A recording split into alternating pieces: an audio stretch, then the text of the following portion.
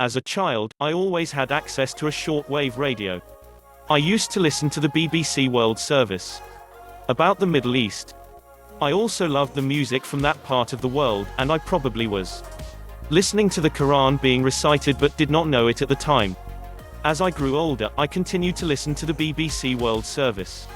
Back then, they had a program called Words of Faith, in which they had a 5 to 8 minute talk given by a different religious speaker each day of the week, representing all the major religions in the United Kingdom.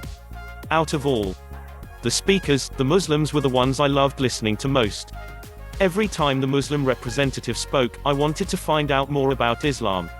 My impression of the religion was that the person who practices Islam is a happy person, not like the mean people portrayed by the American media. I just refused to believe people that loved Allah so much could be like the people portrayed by the media. Because I come from a Jewish background, the thing that united me with Islam was the belief that Allah had no partners. Work in the United Kingdom. An important time in my life came when I met a real Muslim but did not know it yet. I was doing contracting computer programming work in New York State when I had a strong urge to visit the United Kingdom. I visited London and loved it. During my visit, I went to several employment agencies without luck. One of the agencies gave me several trade magazines. When I arrived back in the States, I started to send more CVs to companies and other agencies listed in the magazines. I returned to the United Kingdom because one of the companies wanted to interview me. Then I started to visit more companies and agencies until I landed a position even though I was on a visitor's visa.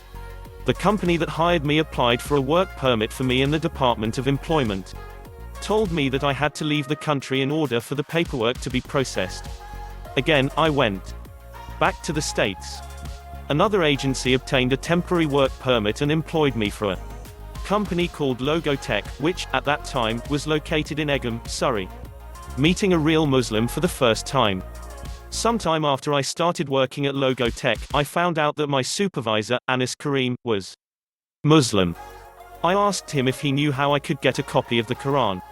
To my surprise, he obtained a copy of the Quran for me within a few days. He also asked me to pledge that I would have a bath before I read from the Quran, and that I would never show it to anyone who might make blasphemous remarks about it. The next day, I took my morning bath and made breakfast. Then, while eating breakfast, I started to read. Later I found out that read is what Allah had the angel Gabriel instruct our beloved prophet to do, even though he could not read or write. Well, words can't describe how I felt when I read just that small portion of the world's most holy book. It took only 10 pages, when, at that point, I told myself that this religion was for me. This occurred around 1990. The more I read, the more I wanted to know, and I loved what I was reading. At the time, I did not know anything about how to pray or any of the details of Islam. If Anis had invited me to go to the masjid in London, I would have gone with him. The only thing I knew about praying to Allah was the prostration position. At the time, I knew that Muslims prayed several times a day, and so I started to do so at night before I went to bed and in the morning when I woke up. Back to the States again. When the work permit ran out, I had to return to the States and was unemployed for several years. I visited my father in Huntsville, Alabama, and created a database application for him. I saw that Huntsville was a high-tech cosmopolitan city and decided to try to land a programming position there. My father told me that if I did not get a position, I would have to go back to New Jersey to my mother, who had moved from New York to New Jersey. About a fortnight before I was going to go back to New Jersey, I landed a programming position at a company in Huntsville. My first trip to a masjid. My sister and I were planning a trip to Indonesia because we had a pen pal on the internet. My sister asked me if I could help her find Islamic jewelry as a gift. At that time I had no idea that there were Muslims in Huntsville. Then Allah put things into place for me. I remembered that there was a shop called Crescent Imports, which I thought was run by Muslims. It was not. It was run by the group called Nation of Islam.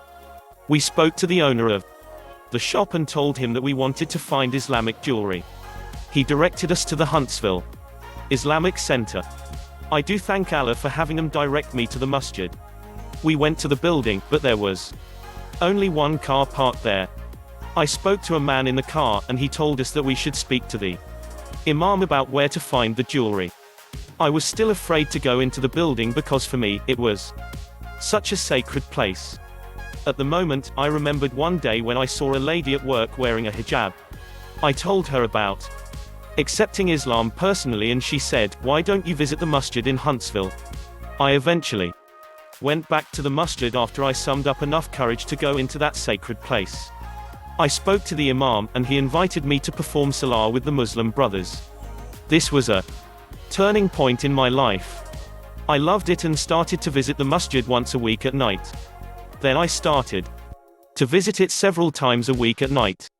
The urge to come more times was stronger, and I now perform most of my prayers at the masjid, except Asr and Maghrib prayers when I am at work.